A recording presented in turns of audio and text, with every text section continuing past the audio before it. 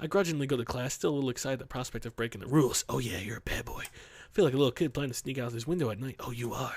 Well, maybe it's going a little far, but when you compare an invitation to a party to 6 or so hours of lectures, I know which ones wins. And when it's a ladies' room, I know which one even more wins. Mission to Oh, fuck, what just fell? Fucking Miss Summer's gonna be jumping in the fucking room. It's the keyboard last time.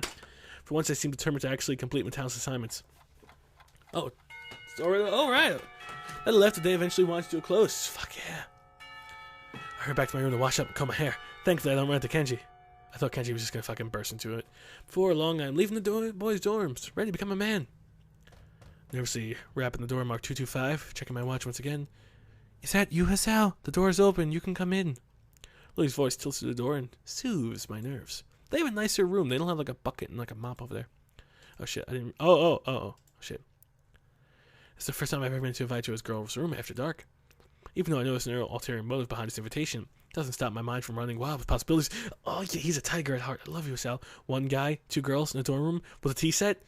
Oh god, 2 girls, 1 cup, 1 guy. They're gonna do weird shit. When I put it like that, it sounds a little dodgy. Giving a small sign to stay myself, I gingerly put my hand on the handle and opened the door, craning my head to see inside. Gingerly? What do you want, Rin to secretly appear? Oh shit. Oh, what the fuck is this shit? Oh god, oh god, oh god, oh boy, oh god, they're all naked. And why the hell is that table so fucking small? The door opens completely and I catch my first glimpse of Lily's room. Her furniture looks almost antique, but the bare walls and flat surfaces are barely decorated at all. Inside the room sits a low table where I see a small tea set at rest.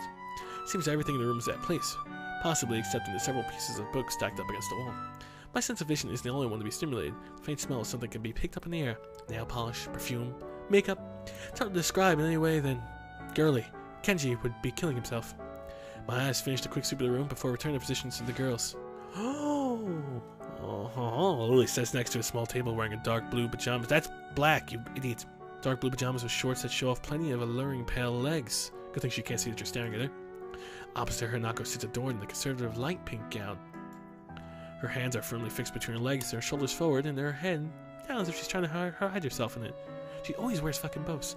Be easy for her to let her do. It's about 2 sizes too big for her. Oh, at least she does have another eye. I can kind of see that. Waves of flannel flow from her frame. They look like a child playing dress up in her parents' clothes. She looks up to confirm the identity, and the beginnings of a thin smile creep across her face before vanishing so fast I can't even sure they were there. There's no point in standing in the doorway, Hasao. Whoa! Whoa! I take a step in the room, closing the door behind me. My, I'm afraid this is a really small room for 3 of us. Why don't you take a seat? What are you, Chris Hansen? Well, why don't you just take a seat? Why don't you take a seat? Why don't you take a seat, Hasao? Why don't you just take a seat? I slowly walk to the table and sit down, trying my hardest not to disturb anything along the way. Well, that's nice of you. Also can't help but steal a quick glance into Lily's top as I sit. Whoa! That's the first time I've heard you say something dirty like that, Hasao. You should be goddamn ashamed. Keep it up, buddy. Be robbed of this sight would be a most terrible fate. No, I agree. Can't let it go to waste.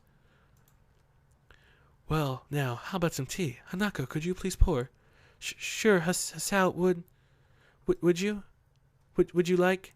I would love some tea. Do you need a hand? Good thing you didn't say it to the chick with no hands. No, I'm fine. Thank you. Lily finds it difficult to resist a smile at her companion's nervousness, something I can't really blame her for. You evil, evil bastard. Been a tiring day? Yeah. I relax at my place, opposite of the cabinet. To my left is a blue-clad Lily, and to my right sits a pink Hanako. The tea on top of the table looks cute as well. Practical, painted red with a floral motif. Looks odd when contrasted with Lily's plain but generally sophisticated-looking furniture, which leads me to think that Hanako might have picked it out. There's a slight ting when Hanako accidentally clips the teapot and the cup as she is pouring. Ting! She breathes in sharply. She must be really nervous, as it's not the kind of thing anyone would be worried about. Hanako quivers at her mistake. It's okay, Hanako. There's no need to be nervous. You know, sex is practically normal for everyone. Hanako seems to find some confidence in Lily's really reassuring, soft-spoken words and deftly pours the next 2 cups. Here you are, Sao. Here you are, Sao, Lily. Hanako carefully places the cup saucer in front of Lily and myself. I can get used to service like this. Thank you, Hanako. Yeah, thanks, Lily. I like you too. You're welcome. Wait, what? Who am I talking to? Lily searches for her cup. Upon finding it, sips delicately. I do the same. This tea tastes somewhat better than the tea we usually have at school. This is nice. It's so different from the tea I had before. Looks like you picked the right one, Hanako. Oh god, she put menstrual blood in it. Ugh. You've done well, even if it was a bold move. I'm fucking confused. Hanako's smile returns, redoubled. Even with their blighted face, her smile couldn't be called anything but cute. I'm glad you like it. Hanako finally begins to relax, sips from her cup. Something about this week makes me think Lily's questions at breakfast. Why am I friends with Hanako? Lily seems genuinely concerned for Hanako's well-being, but it's not like I can do anything to help her. As far as I can tell, her scars don't hold her back physically, and everyone I've met seems to overcome their disabilities to some extent. I don't have any ulterior motives to hang out with Hanako. We just share similar interests. Oh, you have all the ulterior motives, my friend. Isn't that enough? No, you're a liar. So, Hisao, are you enjoying yourself? That's really fucking weird. Lily's words breaks me out of my reverie, and I take a second to reconsider where I am. I'm in the room with two girls, in their bedclothes. It's something to be enjoyed, something to be memorable, something to take a screenshot of. Yeah, it's relaxing, almost like I'm not in school anymore. Do you guys do this often? Quite often. But not as quite often as we take tea in the school building. Considering they do that nearly every day, it's not that... Oh, considering they do that nearly every day, it's not that big a surprise. I suppose to take another sip from my teacup. I find it sadly empty. Well, that was delicious. Thank you, Hanako. Lily.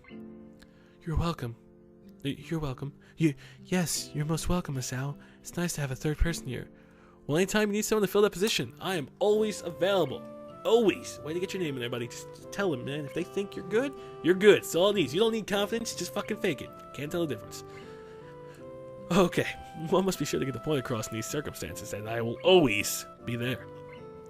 Well, let's loose a yawn, which she, unsuccessfully hides with her hand. Pardon me. I think I'm a little tired. I think we're all a little tired. What does this mean? My, how astute we are tonight, Hanako. We really should head to bed. We all have class tomorrow. Yeah, I should go, I guess. Thank you for your presence, Hisao. Thanks. You'll come again? Not even a whole army can stop me, babe. Okay, don't say babe. That's creepy. I'm impressed by your determination, Hisao. Either way, you're right. We'd best be going. I stand up and make for the door, only to be followed. Hanako gingerly stands up behind me. I stop and face her. Are you coming with me? Oh, shit! Oh god. Hanako instantly blushes into full blush. No, I not this. It's okay. I was only joking. Oh, okay. Good night. Good night, Hanako. Good night, Hisao. Night, all. And with that, our tea party finishes. Not really sure what Lily wants me to do for Hanako, but I don't want to let her down. Wait until the doors close behind before I turn to Hanako. Hey, Hanako, you know you don't have to be nervous around me or anything. I mean, we're friends, right? I mean, that's what friends do. Although you could still be nervous around friends. Right, we're friends. If you ever want to hang out or something, just let me know. We still have a chess rematch, remember? Yeah, of course. Sure. But I don't think you'll win. I don't think so, woman. I'm good at chess. It wouldn't be any fun if it was easy. Hanako seems to give me a muted laugh, but she could just have easily been excelling. Good night, Hisao. Yeah, you know, I'm just a player in the wind of the game. With that, Hanako quickly retreats into her room, located next to Lily's. I start to walk back to my dorm, but the simple act of walking seems to drain me of energy. Yeah, now I'm back in my fucking bed. What a disappointing night. Nothing exciting happened besides you drank some tea. Barely make it to my room before I'm hit by a wave of exhaustion.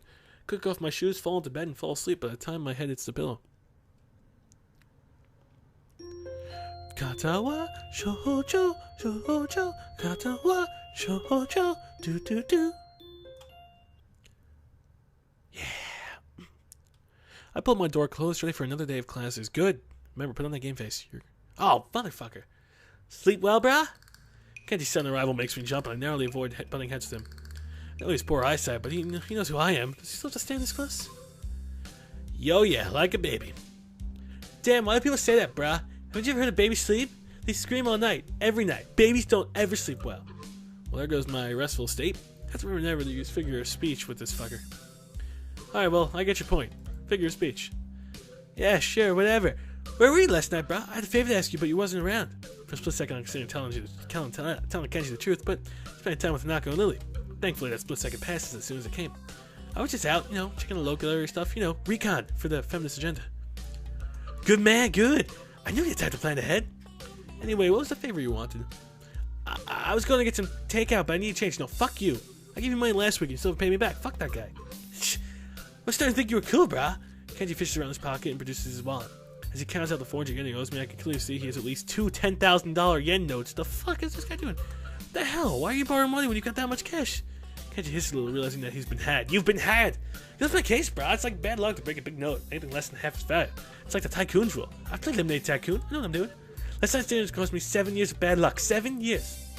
You think that's enough to help me out? I get a shorter sentence if I stole stuff. My common sense screams to say anything to him, but thankfully I restrain myself. Arguing a point like this Kenji will just lead to further and more complicated discussions that I really don't want to partake in because this fucker is crazy. Yeah, I guess you're right. Maybe you should be the one doing the planning. Yeah, bro, I know. I just got so much stuff to do. It's hard, man. I never around anymore, so I'm on my own. This feminist agenda isn't going to be stopped. We're supposed to be brothers in the brotherhood. Come on. Yeah, I get you. Global conspiracy such. Keep my ear to the ground. Don't worry. Kenji draws close for me to get off while the garlic taints her breath. You better, man. You already spent less time here. That's the first thing to do. Let's all try to split up, divide and conquer. Sun Tzu said that. He killed his enemies. Roger that. Now I'm gotta be going. I've got classes. You coming? Nah, bro. I'm tired. I stayed up all night, make sure nothing was gonna happen after splitting the note.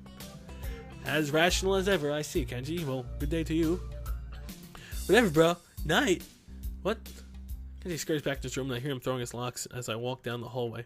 Yeah, crazy fucker. This is why some people can't roll their tongue, or why their second toe is longer than their big toe. Tao beams a half-moon smile on this, obviously part of this explanation of recessive genes. It's a fucking big toe and then the second toe? Oh my god, my friend has that. It's like his second toe is really... Oh god, it's weird. Big toe should always be bigger. Fuck recessive genes. However, no matter how impressed he is with the science that defines who we are, the classroom seems to be reduced to a stupor. Duh. Why is that bad explanation can make even the most interesting things seem worthless? Because you're not interested. I can see Matao deflate as he realizes that nothing he said in the past half hour is sunk in. Whispered conversations start to break the silence like an avalanche. The noise level in the class starts to rise. Defeated, Matao identifies some questions in the textbooks and sets to clearing off the blackboard. Almost as if expected, Hanako picks up her things and leaves as soon as people start talking and laughing among themselves. The initial shock of seeing someone so blatantly truant is starting to fade, but doesn't stop me from wondering, why don't you go after her, bro? Be the hero. Be her. Be her friend. She leaving because she doesn't want people to speak to her? Or is she just a thought people around her shattering her peace? Go after her! Before I can talk about the topic any further, the lunch bell rings, and I wonder if she was simply taking the opportunity to leave early. Maybe she's smart. Usual clamor of students exchanging books for lunch reverberates around the room. While Misha is distracted, I grab my lunch and head out the door.